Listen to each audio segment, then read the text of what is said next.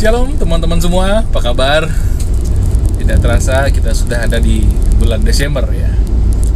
Bulan Desember sering dikenal sebagai bulan Natal, khususnya bagi kita yang menjadi penganut agama Kristen Protestan. Kalau sudah masuk ke bulan Desember itu kita menyebutnya bulan Natal. Kita bahkan merayakan Natal sejak awal bulan sampai akhir bulan ya. Jadi pada tanggal ini, tanggal 16 Desember, saya yakin kita bahkan sudah ada yang merayakan Natal, barangkali di komisi-komisi di gereja lokal kita, di jemaat, ataupun juga barangkali di institusi yayasan Kristen tempat kita bekerja dan melayani.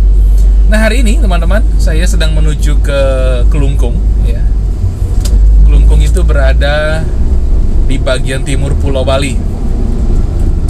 Nah, pada sore nanti sekitar jam 6 saya akan melayani, memberitakan pesan Natal kepada sebuah gereja lokal atau jemaat, namanya GKPB Jemaat Tresna Asih ya. Di GKPB, di Gereja Kristen Protestan di Bali ini, kita itu sering menggunakan bahasa Bali dalam memberi nama gereja-gereja lokal kita atau jemaat kita. Nah, misalnya di Kelungkung disebut sebagai GKPB, Gereja Kristen Protestan di Bali, Jemaat Tresna Asih ya. Tresna itu artinya cinta, Asih itu artinya kasih. Jadi Tresna Asih berarti GKPB cinta kasih. Tentu ini mencerminkan ajaran Kristus dan yang menjadi landasan kehidupan daripada para pengikutnya, yakni kita semua yang percaya kepadanya, menerima Dia sebagai Tuhan dan Juru Selamat kita. Nah, saudara-saudara, teman-teman semua, nanti di Kelungkung saya akan membawakan sebuah tema ya, yang diambil dari tema Natal PGI. Tema itu berbunyi, maka pergilah mereka melalui jalan lain ya. Maka pergilah mereka melalui jalan lain. Siapa mereka itu sebenarnya? Nah, dalam konteksnya mereka itu adalah orang-orang Majus. Orang-orang Majus itu disebut juga sebagai orang-orang bijaksana ya. Mereka dalam literatur tertentu yang berbicara tentang latar belakang mereka disebut juga sebagai ahli agama. Jadi mereka seorang agamawan. Dan biasanya kalau ada orang menjadi seorang agamawan, mereka juga budayawan. Mereka belajar kebijaksanaan dan ilmu-ilmu yang menunjang hal itu. Kemudian orang Majus ini juga ternyata adalah orang-orang yang membuka hati mereka mengenai hal-hal yang lebih besar dari diri mereka, dari pengetahuan mereka ya. Terbukti mereka rupanya, sekalipun mereka bukan orang Israel secara keturunan, bukan juga termasuk bangsa Yahudi atau penganut agama Yahudi pada zaman itu, tapi rupanya mereka membuka diri kepada datangnya Sang Mesias, Sang Raja Mesias, Sang Raja Juru Selamat itu. Nah, rupanya hal itu sungguh-sungguh mereka nantikan sebagai sebuah janji dan juga pengharapan. Kok bisa ya? Saya merenungkan begini. Sebenarnya janji tentang datangnya Mesias di dalam Alkitab itu dinyatakan sudah diberikan oleh Allah jauh sebelum terbentuknya Israel menjadi sebuah bangsa ya, atau sebuah kerajaan. Bahkan jauh sebelum terbentuknya istilah bangsa Yahudi ya, yang diturunkan dari kata Yehuda, salah satu suku dari bangsa Yahudi, suku terbesar dan sangat berpengaruh. Mereka, saya yakin, berdasarkan talaah ini, yakni mereka sudah mendapatkan janji dan pengharapan akan datangnya Mesias dari leluhur-leluhur mereka. Sebab janji datangnya Mesias Juru Selamat itu dinyatakan oleh Allah sejak Adam jatuh ke dalam dosa, nenek moyang segala manusia di muka bumi ini. Jadi rupanya dari sini kita tahu ada keturunan Adam yang sungguh-sungguh memelihara janji pengharapan ini. Ada juga yang tidak peduli dan akhirnya tidak memelihara janji itu. Orang-orang Majus itu adalah orang-orang yang memelihara janji datangnya Mesias dan juga memiliki pengharapan di dalamnya, sehingga mereka pun menantikan Mesias itu. Kemudian orang Majus itu juga disebut sebagai, ini poin kedua ya, disebut juga sebagai raja-raja dari timur ya. Dalam dunia kuno, raja-raja itu tidak hanya berbicara tentang orang-orang yang memiliki kuasa kepemimpinan tertinggi atas wilayah tertentu dan memerintah sejumlah orang. Tidak hanya seperti itu, karena dalam kitab Kejadian, Abraham pun disebut sebagai raja agung. Tuanku adalah raja agung di tengah-tengah kami. Demikian kata penduduk Kanaan pada waktu itu, khususnya suku Het, ketika Abraham hendak menguburkan istrinya Sarah.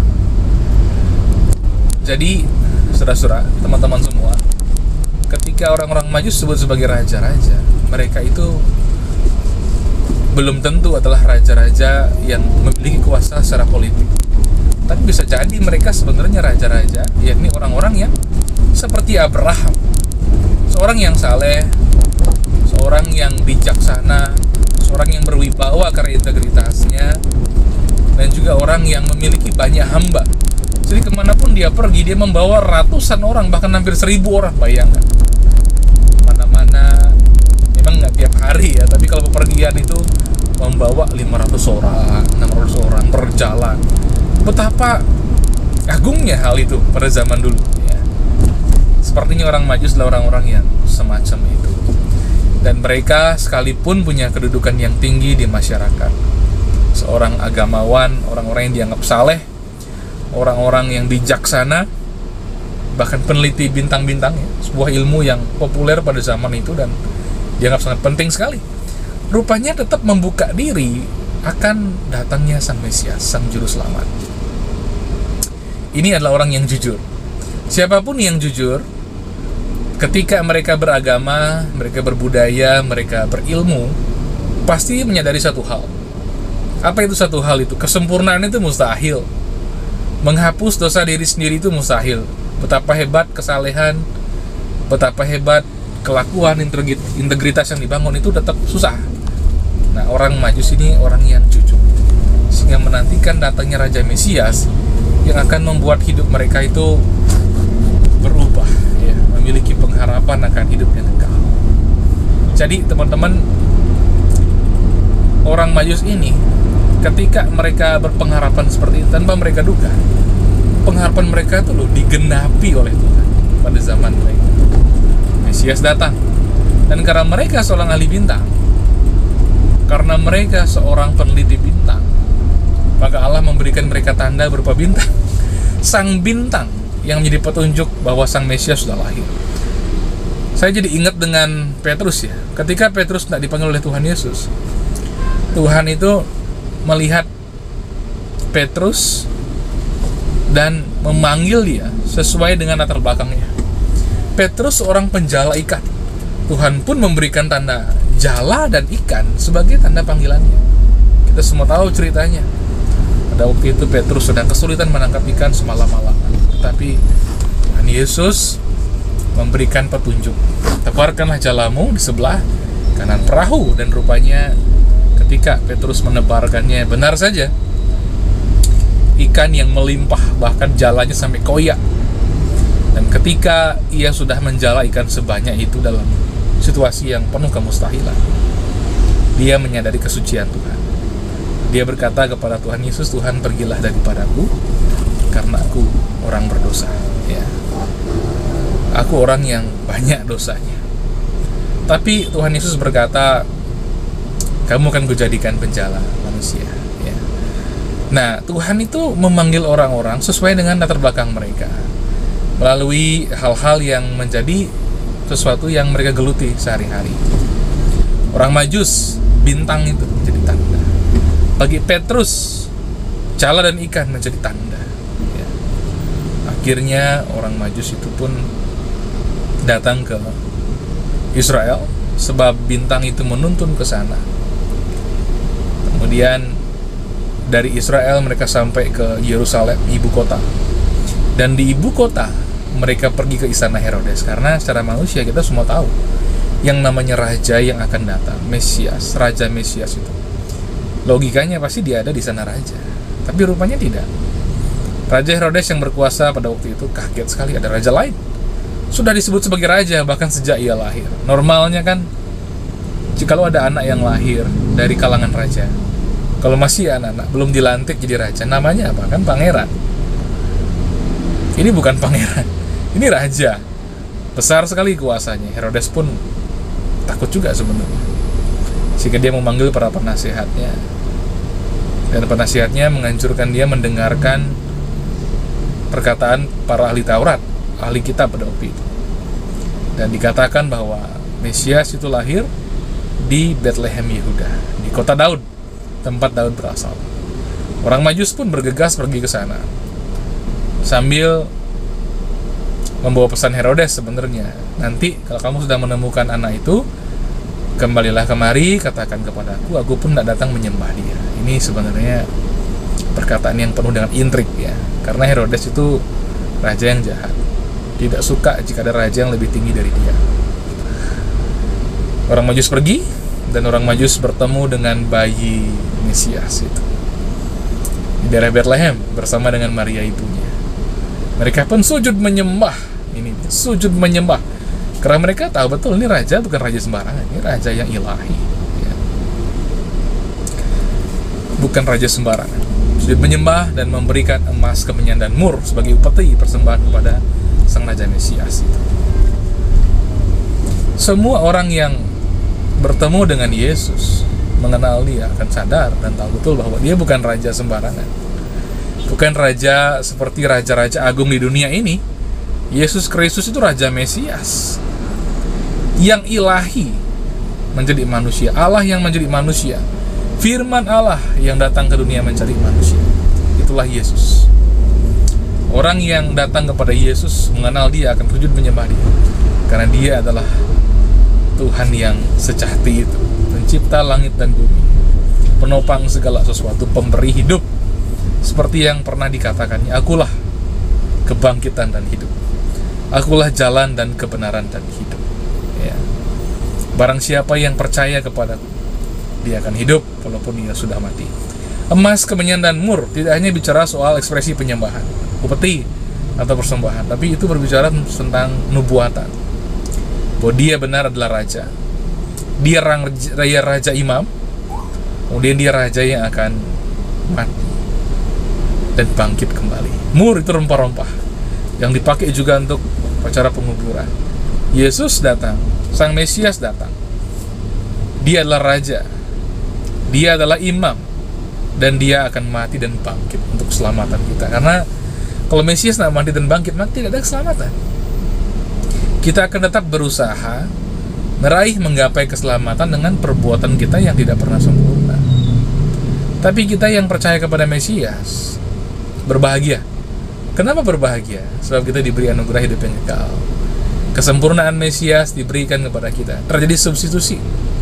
Kehinaan kita dipakaikan kepadanya, kesempurnaannya dipakaikan kepada kita. Kemudian segala kutuk karena dosa kita ditimpakan kepadanya. Segala berkat karena kesalehan Mesias diberikan kepada kita. Lalu iman percaya, kita menerima anugerah hidup yang kekal.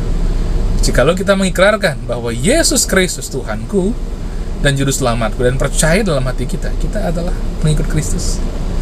Apapun latar belakang kita, dimanapun kita berada, dan kita beroleh anugerah hidup yang kekal. Cuma-cuma, gratis. Bukan karena murahan, tapi karena Kristus Yesus yang membayar, mentraktir kita dengan jamuan keselamatan yang kekal. Nah, kemudian orang Majus ini hendak pergi ke Herodes mengabarkan kabar baik itu. Tapi Tuhan mencegah mereka. Tuhan menyuruh mereka pergi melalui jalan lain, dan mereka mengiyakannya. Apa sebabnya? Karena Herodes raja yang jahat. Herodes tidak hendak menyembah sang bayi Yesus, sang bayi Mesias itu. Tetapi Herodes hendak membunuh dia. Secara manusia itu untuk mengokohkan tahta kerajaannya. Tapi secara rohani iblis memakai dia untuk menggagalkan rencana keselamatan yang dari Allah. Tapi Tuhan itu selalu selangkah dan berlangkah-langkah lebih maju daripada iblis dan si jahat dan setan-setan. Sehingga Tuhan selalu punya jalan, Allah selalu punya jalan untuk mewujudkan rencananya. Pergi melalui jalan lain. Apa itu jalan lain? Jalan lain berbicara tentang jalan Tuhan, jalan yang benar, jalan yang luhur.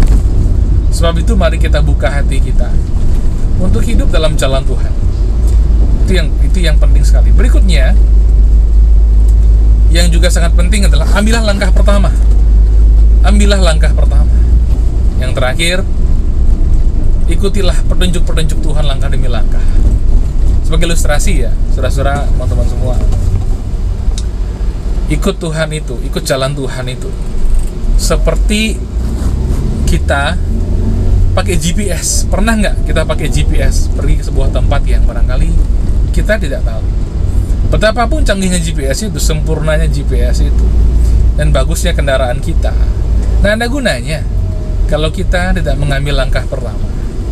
Hidup ini harus membuka hati kepada Tuhan dan mengambil langkah pertama. Nanti Tuhan akan beri petunjuk dengan berbagai cara, lewat firman-Nya, lewat pengalaman-pengalaman rohani tertentu, melalui khotbah firman Tuhan, atau kesan dalam hati kita. Sebab Tuhan itu Tuhan yang hidup. Dia Tuhan yang memberikan petunjuk kepada orang-orang yang rendah hati, orang-orang yang membuka hati mengikuti pimpinan. Jadi mari kita ikuti jalan lain, jalan Tuhan, jalan yang luhur, jalan yang lebih tinggi, jalan kehidupan, jalan rahmat, jalan hidup yang kekal. Amin. Selamat menyongsong Natal 2022 dan Tahun Baru 2023. Tuhan Yesus memberkati kita.